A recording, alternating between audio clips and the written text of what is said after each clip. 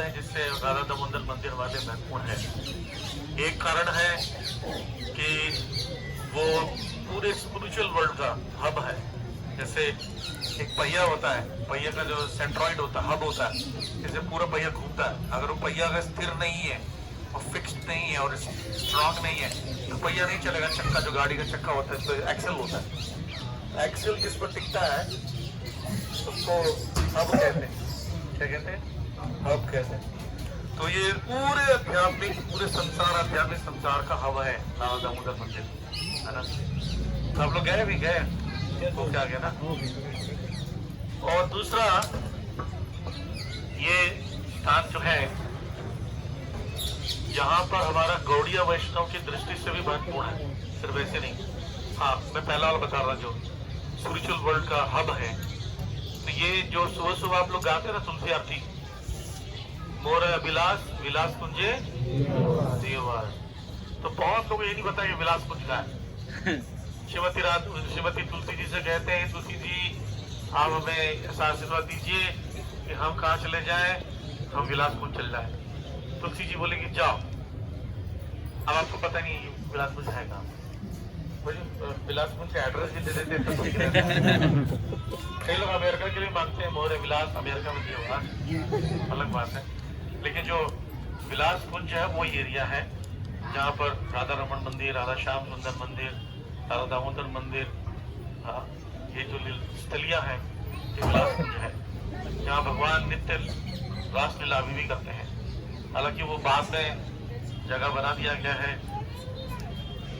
क्या कौन सा वन है, निधिवन, लेकिन वैसे पूरा स्थली में पूरा स्थली ही रासलीला स्थली है केसी घाट के आसपास, तो उसको विलास कुंज कहते हैं, जहाँ भगवान नित्य लीला भी करते हैं, इसलिए वो महत्वपूर्ण है। और राधा दामोदर मंदिर स्पेशली महत्वपूर्ण है। और दूसरा कारण था, हमारे पूरे परंपरा में जितने आचार्य हैं उसमें चैतन्य महाप्रभु का जो मनोविष्ट समझने वाले हैं, गुरु गोस्वामी का प्रणाम मंत्र किसको किसको आता है? सबको आता है, सबको। कौन सा है? श्री चैतन्य मनोविष्टम यही है रूप गोस्वामी का प्रणाम। तो वो चैतन्य महाप्रभु के मनोविष्ट को इस भूतल पर स्थापित किए, इसलिए चैतन्य महाप्रभु के इच्छा को पूरा करने वाले रूप गोस्वामी को प्रणाम करते हैं। ऐसा है, श्री चैतन्य मनोविष्टम स्थापित है ना स्वयं रूप कदामयम। तो वो रूप गोस्वामी के अग्रज है। रूप गोस्वामी वहां पर रहते थे, उनका भजन कुटीर है, उनकी समाधि है, और वहीं पर उन्होंने राधा दामोदर की स्थापना करी, गिफ्ट में दिया था जीव गोस्वामी को, और जीव गोस्वामी लंबे समय तक सेवा करते रहे। ये दूसरा कारण, क्योंकि हमारे जो प्रमुख आचार्य हैं उनका भजन स्थली जहाँ होगा वो कितना महत्वपूर्ण होगा, सोचिए। यानी उस जगह में बैठकर हमें वास्तविक मूड प्राप्त होगा, है ना, जो आचार्यों का मूड है। तीसरा कारण है, वहां पर कौन रहते थे? प्रभुपाद जी। प्रभुपाद जी ने वहीं पर रहकर पूरे विश्व में प्रचार करने का प्लान बनाया। कितना कॉम्बिनेशन कितना चलेगी, हब है वो पूरे आध्यात्मिक संसार का, पूरे विश्व का देखा जाए तो।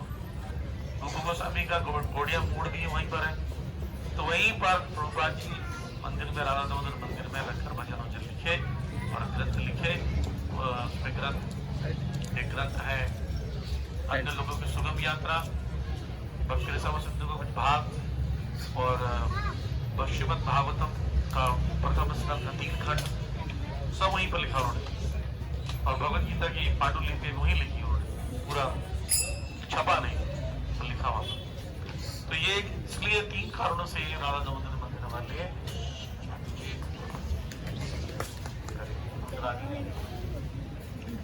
इसलिए हमारा सौभाग्य है आज भी इस्कॉन के प्रयास से वो जगह भी पूरी तरह हमारे पास तो नहीं, पर दूसरे के पास भी नहीं है। प्रभुपाद जी भी वहीं पर विराजमान है और छोड़ते नहीं है। और जीव गोस्वामी का भी वहाँ पर समाधि है, दत्त समाधि शायद वहाँ पर है, और हमारे आचार्यों की भी समाधि वहाँ पर है, भजन कुटीर भी है, और रूप गोस्वामी सनातन गोस्वामी का, रूप गोस्वामी का भजन कुटीर और समाधि भी है। और एक बार ऐसी घटना है वहाँ पर, श्रील प्रभुपाद जी जब कर रहे थे, खिड़की से देख रहे थे, तो उनके मन में था मैं कैसे प्रचार करूंगा, मेरे पास हिम्मत नहीं है, शक्ति नहीं है। तो सामने में ही रूप गोस्वामी और जीव गोस्वामी प्रकट हो गए और दर्शन दिए, बोले चिंता मत करो, पूरी परंपरा आपके साथ है और तुम गुरु के आगे का पालन करने जा रहे हो तो पूरे विश्व प्रचार जरूर होगा। वहां से रूप गोस्वामी का, जीव गोस्वामी का वही कृपा प्राप्त करने के लिए फिर राधा तुमको मंदिर जाना चाहिए। ठीक है, थैंक यू वेरी मच। प्रभु की जय, प्रभु की जय। प्रभु जी के साथ भी बहुत बड़ा ग्रुप आया हुआ है और प्रभु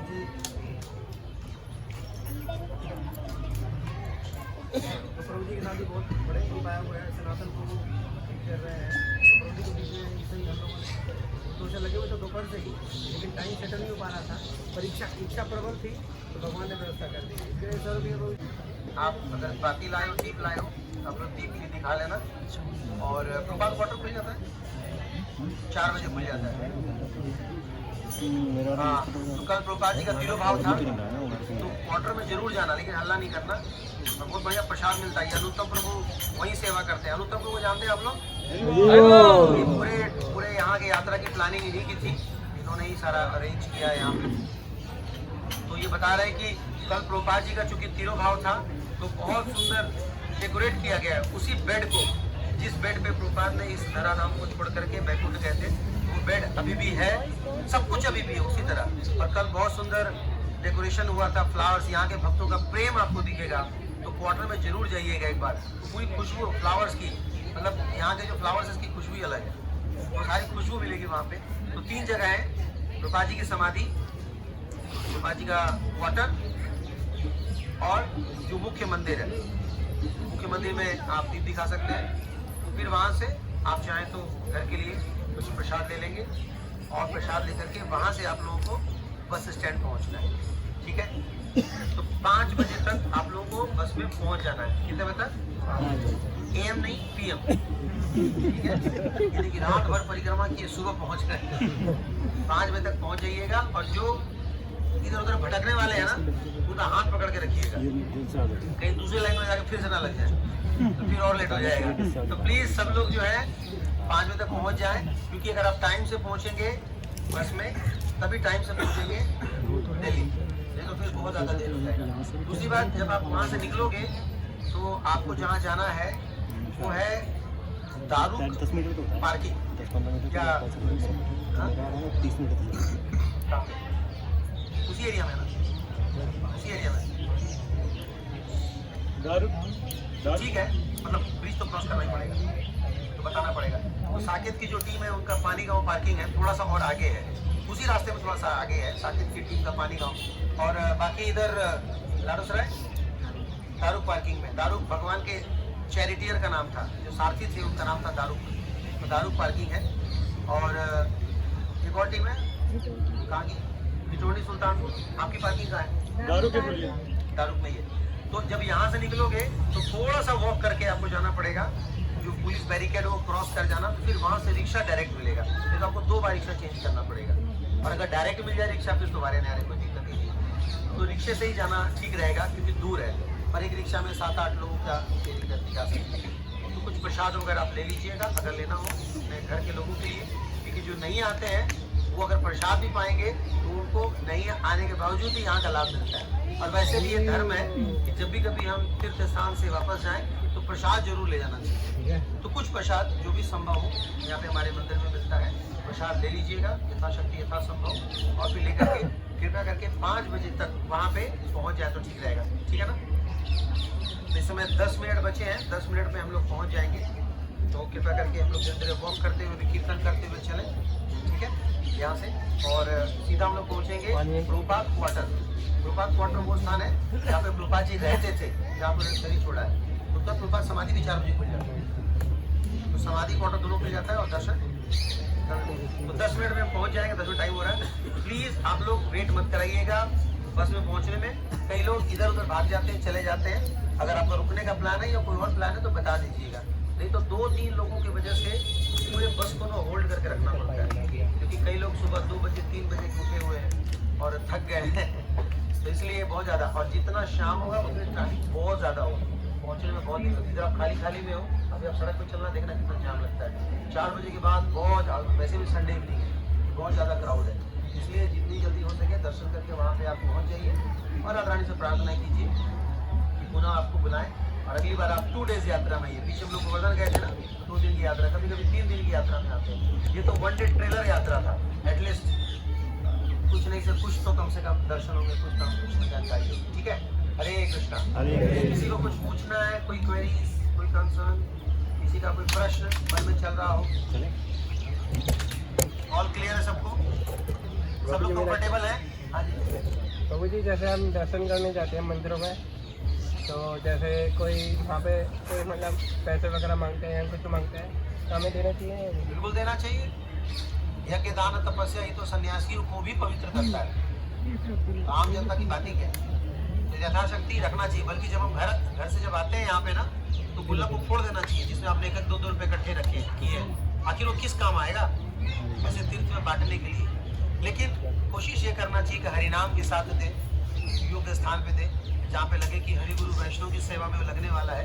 यही गीता में कहा गया है कि दान भी 3 प्रकार के हैं, सतोगुण, रजोगुण, तमोगुण। जो सतोगुण दान है वो दान सबसे बेस्ट होता है।